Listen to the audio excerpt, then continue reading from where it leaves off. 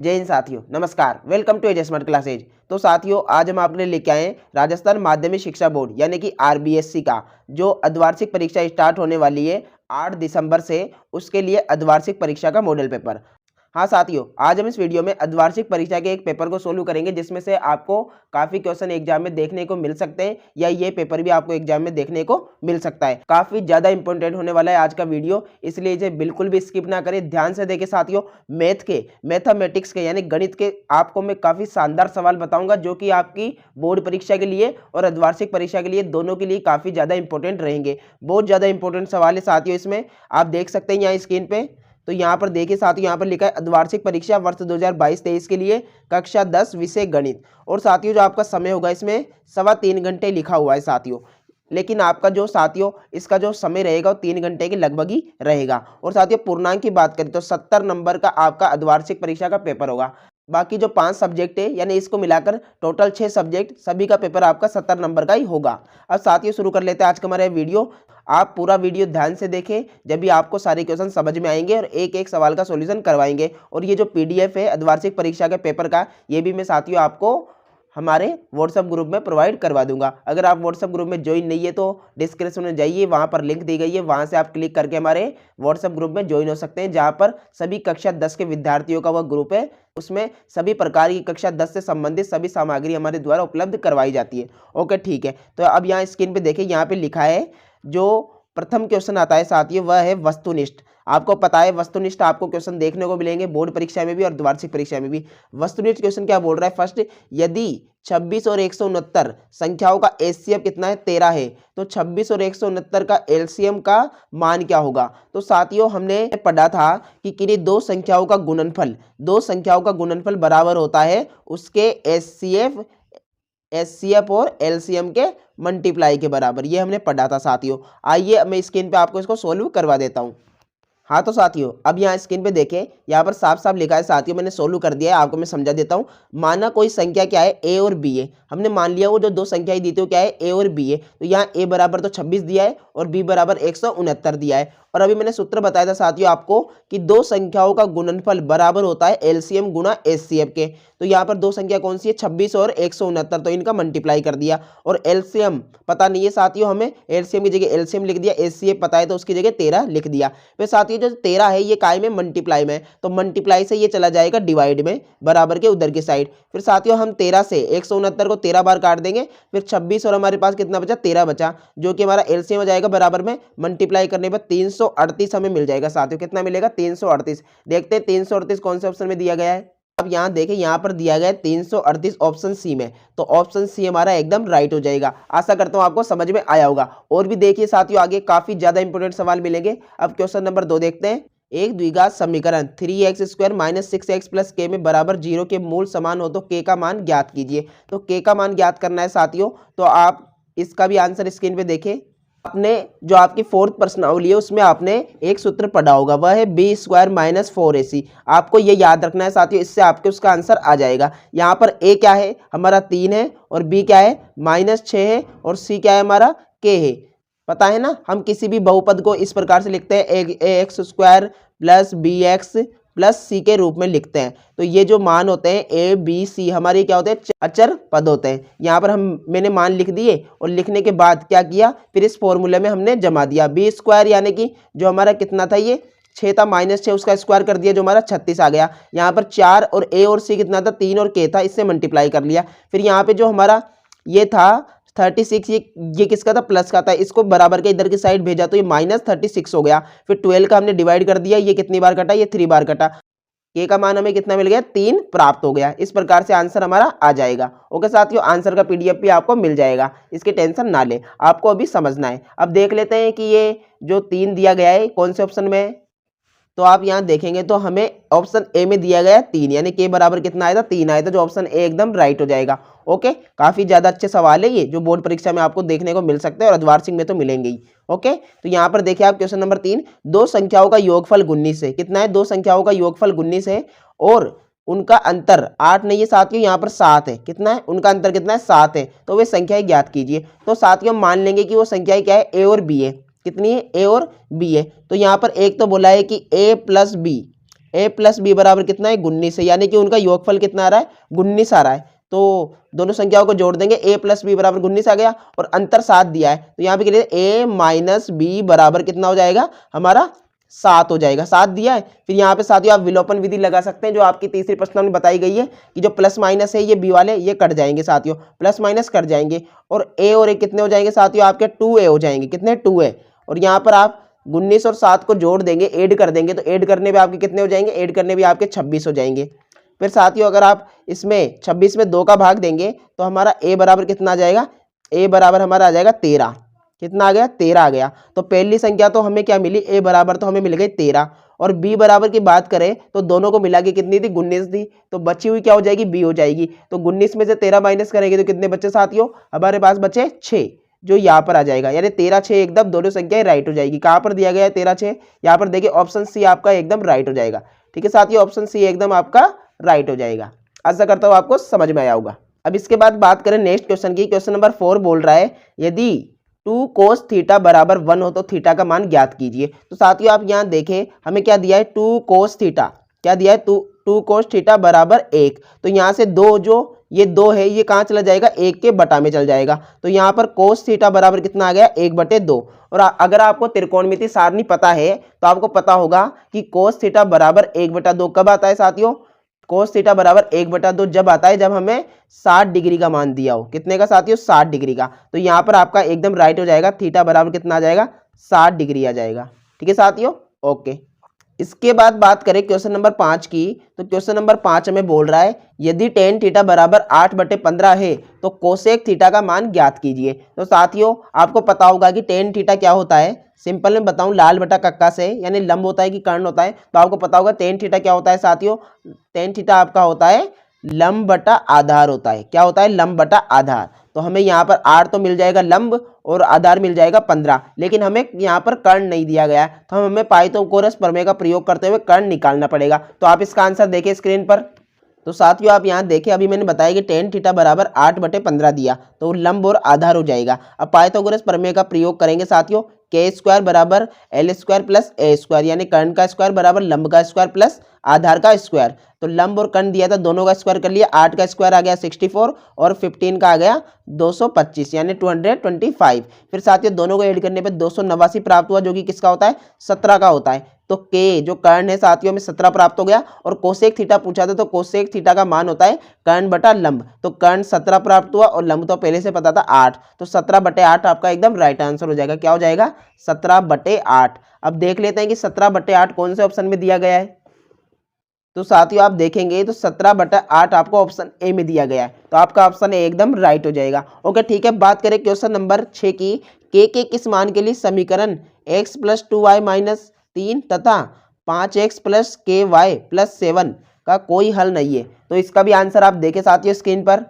तो साथियों हमें पूछा गया था क्वेश्चन में कि उसका कोई हल ना हो, तो आपने ये पढ़ा होगा कि जब भी a1/a2 बराबर b1/b2 और बराबर नहीं होंगे c1/c2 के, तो वहाँ पर समांतर रेखा बनती है। और समांतर रेखा क्या होती है, एक ऐसी रेखा जो एक दूसरे के बिल्कुल सामने से जाती है ना एक दूसरे को टच करते हुए, तो वो समांतर रेखाएं होती है।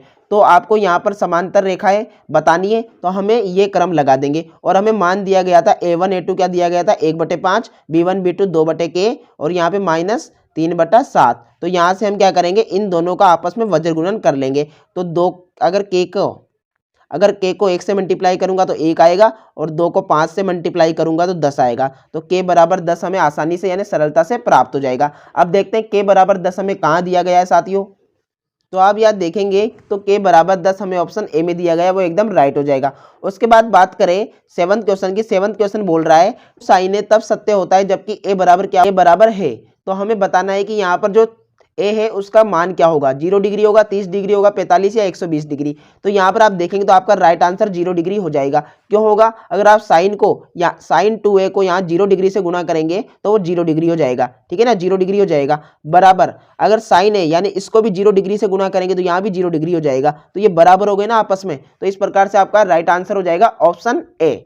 ठीक है, इसके बाद बात करें नेक्स्ट क्वेश्चन की, जो कि हमारा 8th क्वेश्चन है 1/x² - 2 = 1/7, तो x का मान ज्ञात कीजिए। तो कुछ ही नहीं करना, आपको सिंपल सा इसमें क्रॉस मल्टीप्लाई करना है। क्या करना है? Cross multiply. 7 को 1 से मल्टीप्लाई करेंगे 7 हो जाएगा, और 1 को इससे करेंगे ये बराबर में हो जाएगा x² - 2। ठीक है, फिर -2 को इधर की साइड लेके जाएंगे, माइनस का है तो किसका हो जाएगा? प्लस का, और 7 2 हो गए 9। ठीक है, 9। अब x² पे क्या लग रहा है? स्क्वायर लग रहा है, तो क्या करेंगे? यहाँ से स्क्वायर को हटा देंगे हम, और स्क्वायर हटने के बाद इस पे लग जाएगा रूट, और 9 अंडर रूट का मतलब क्या होता है? 3 होता है। क्या होता है? 3। तो x का मान कितना आ जाएगा? 3 आ जाएगा। तो हमारा ऑप्शन बी एकदम राइट हो जाएगा। ठीक है, आशा करता हूँ आपको समझ में आ रहा होगा। काफी ज्यादा इंपॉर्टेंट सवाल है ना। अगर आपको वीडियो पसंद आ रहा हो तो वीडियो को लाइक जरूर कर दें, और अपने सभी दोस्तों को शेयर कर दें जो कक्षा 10 की तैयारी कर रहे हैं, ताकि उनको अर्धवार्षिक परीक्षा में सहायता मिले, और उनकी जो मेन परीक्षा होगी बोर्ड परीक्षा, उसमें भी उनको काफी ज्यादा हेल्प मिले इन क्वेश्चनों से। ओके, ठीक है साथियों, आप बुक के क्वेश्चन करते हैं, बहुत अच्छी बात है, लेकिन अगर ऐसे ऐसे क्वेश्चन भी सोल्व करते रहेंगे परीक्षा से संबंधित, तो आपकी तैयारी अच्छी होगी। आपको पता लगेगा कि एग्जाम में क्वेश्चन किस प्रकार से आ सकता है। ठीक है साथियों, ओके। अब इसके बाद बात करें क्वेश्चन नंबर 9 की। क्वेश्चन नंबर 9 बोल रहा है बिंदु -8 पे 0 तथा 0 पे -8 को मिलाने वाले रेखाखंड के मध्य बिंदु के निर्देशांक ज्ञात कीजिए। तो साथियों इसमें लगेगा मध्य बिंदु का सूत्र, जो कि मैं आपको स्क्रीन पे बता देता हूँ। ठीक है साथियों, अब आप यहाँ स्क्रीन पे देखेंगे तो यहाँ पर देखेंगे तो मध्य बिंदु का सूत्र क्या है? x बराबर x1 प्लस x2/2 और y बराबर y1 प्लस y2/2। ये सूत्र लगेगा x1, और जैसे हमें बिंदु क्या दिया था? पहला बिंदु हमें दिया था -8 पे 0, और फिर क्या दिया था? 0 पे -8। तो इस प्रकार से ये जो हो जाएगा a1, a2 और b2, इस प्रकार से आप मान रख देंगे। -8 प्लस 0/2 और 0 -8/2। तो आप इसमें 2 का डिवाइड करेंगे -8 में तो -4 आएगा, और फिर 2 का डिवाइड वापस -8 में कर देंगे, यहाँ भी -4 आएगा। तो आपका आंसर क्या आ जाएगा? -4 पे -4। ये आपका एकदम राइट आंसर हो जाएगा। देखते हैं कौन से ऑप्शन में दिया गया है।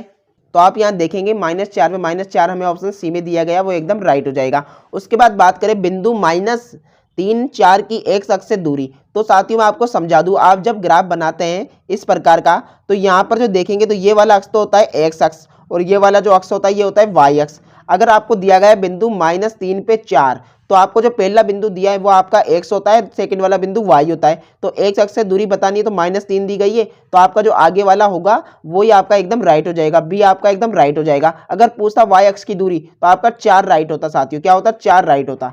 आशा करता हूं आप समझ गए होंगे। उसके बाद बात करें क्वेश्चन नंबर 11। क्वेश्चन नंबर 11 बोल रहा है समीकरण x² - 7x + 12 बराबर 0 के मूलों के व्युत्क्रमों का योगफल ज्ञात कीजिए। तो साथियों इसमें मूलों का व्युत्क्रम करना है, तो इसमें आपका राइट आंसर हो जाएगा ऑप्शन ए 7/12। जो आपको ये दिए गए हैं मूल 7 और 12, आपको क्या करना है? इनका व्युत्क्रम इस प्रकार से कर देना है। ओके, ठीक है। इसके बाद बात करें क्वेश्चन नंबर 12 की। क्वेश्चन नंबर 12 बोल रहा है एक त्रिभुज की भुजाएं 7, 9 और 13 हो तो त्रिभुज होगा। तो आपको ये याद रखना है, जब आपको इस प्रकार की एक बड़ी भुजा दे रखी है और बाकी दोनों भुजाओं का योग बड़ी भुजा के बराबर या उससे ज्यादा हो, तो अधिक कोण बनेगा साथियों। कौन सा बनेगा? अधिक कोण। सी एकदम राइट हो जाएगा। उसके बाद बात करें क्वेश्चन नंबर 13 की। तो क्वेश्चन नंबर 13 बोल रहा है यदि 65 और 117 के एचसीएफ को 65 मीटर - 117 के रूप में व्यक्त किया जाए तो m का मान ज्ञात कीजिए। तो बहुत ही शानदार, सिंपल और बेस्ट क्वेश्चन है एग्जाम में आने लायक, तो आप इसे ध्यान से देखिएगा। क्वेश्चन में हमें क्या करना है? सबसे पहले हमें संख्या कौन सी दी है? हमें संख्या दी है 13 और 117। तो सबसे पहले तो आप इसका एचसीएफ ज्ञात कर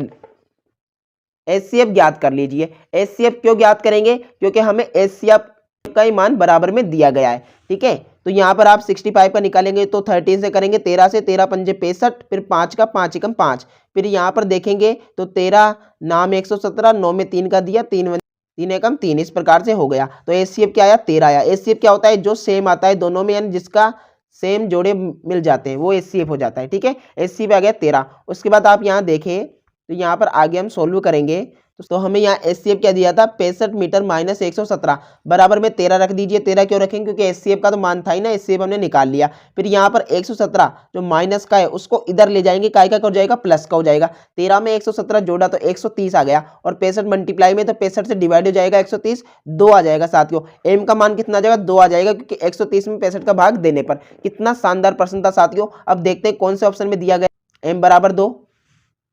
तो आप यहाँ देखेंगे तो यहाँ आपका ऑप्शन बी एकदम राइट हो जाएगा, जहां 2 दे रखा है, यानी m का मान कितना आ गया? 2 आ गया।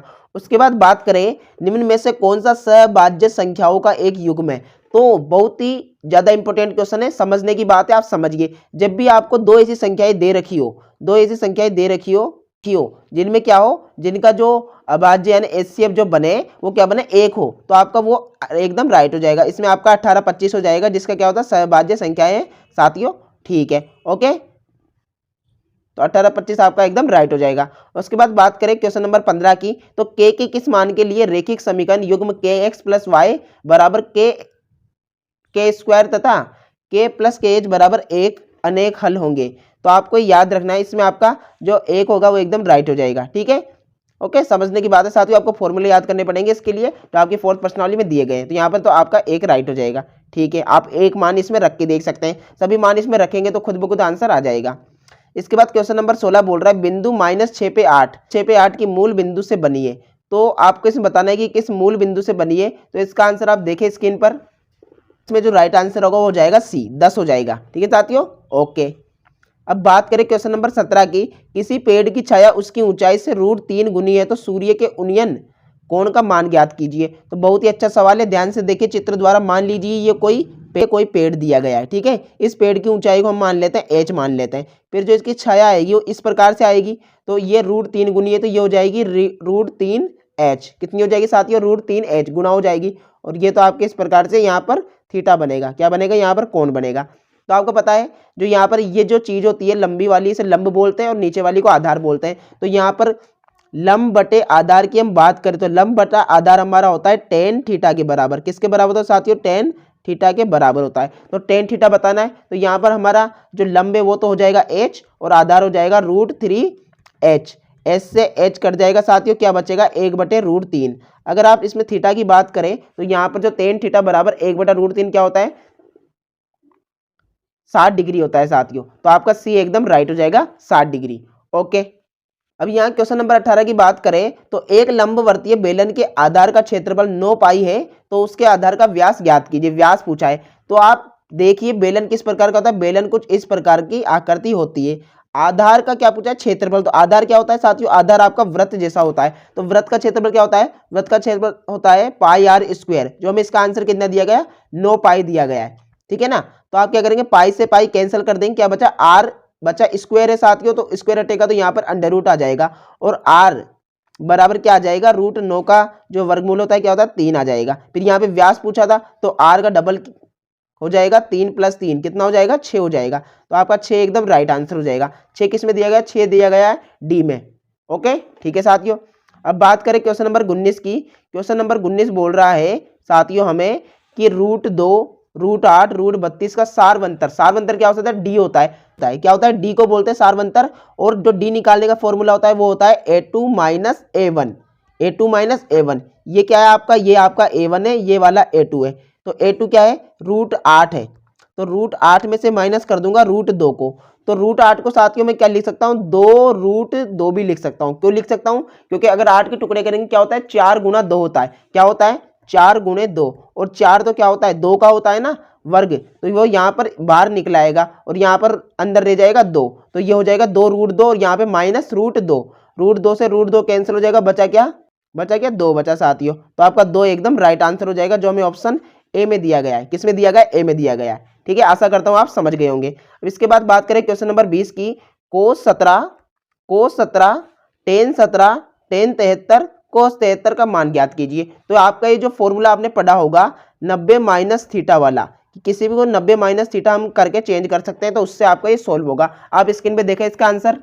हाँ तो साथियों अब आप यहाँ देखिए जो cos 17 है, तो cos 17 क्या होता है, cos 90 - थीटा क्या होता है, साइन थीटा होता है, तो यहाँ पे साइन 73 आ जाएगा। उसके बाद tan थीटा देखिए, तो tan 90 - थीटा क्या होता है, कोट थीटा होता है, तो यहाँ पे कोट थीटा आ गया। और इन दोनों को तो आपको बिल्कुल सेम टू सेम लिख देना है। अब आप यहाँ देखिए जो साइन थीटा, जो हमने फॉर्मूला पढ़ा था कि साइन थीटा बराबर क्या होता है, 1/कोसेक होता है, क्या होता है, 1/कोसेक थीटा होता है। तो हम यहाँ पे लिख देंगे साइन थीटा था तो क्या हो जाएगा, ये 1/कोसेक 73 मल्टीप्लाई, और यहाँ पर जो था कोसेक 73 उसको यहाँ लिख देंगे। तो कोसेक 73 से कोसेक 73 कट जाएगा। और यहाँ पर कोट को क्या लिख सकते हैं, तो आपको पता होगा जो कोट थीटा है वो क्या होता है 1/tan थीटा होता है। तो मैंने यहाँ पे 1/tan थीटा लिख दिया और उसके बाद फिर जो अपन को ये दे रखा था tan 73, तो ये भी इस प्रकार से यहाँ पर आ जाएगा। ठीक, वो भी इससे क्या होगा इस प्रकार से यहाँ पर कट जाएगा। सभी कट गए तो क्या बचा, एक और एक बचा, और एक और एक का मल्टीप्लाई क्या होगा, एक हो गया। तो आपका जो राइट आंसर है वो आ जाएगा एक। देखते हैं एक कौन से ऑप्शन में दिया गया है। तो साथियों आप देखेंगे एक हमें दिया गया ऑप्शन डी में, ऑप्शन डी आपका एकदम राइट हो जाएगा। उसके बाद साथियों काफी ज्यादा इंपॉर्टेंट सवाल दिए गए नीचे, जो कि आपके वर्णात्मक प्रश्न, आपके वर्णात्मक प्रश्न दिए गए हैं। यहाँ पर देख सकते हैं खंड ब के वर्णात्मक प्रश्न, बहुत ज्यादा इंपॉर्टेंट सवाल है। आप इनकी प्रैक्टिस करेंगे तो आपको काफी ज्यादा फायदा होगा अर्धवार्षिक परीक्षा और बोर्ड परीक्षा के लिए। मैं आपको इनको सोल्व करा दूंगा साथियों नेक्स्ट वीडियो में। आज का वीडियो काफी ज्यादा लंबा हो चुका है। अर्धवार्षिक परीक्षा के लिए काफी ज्यादा इंपॉर्टेंट सवाल है, ये आपको एग्जाम में देखने को मिल सकता है, इसलिए आप इनकी तैयारी करें।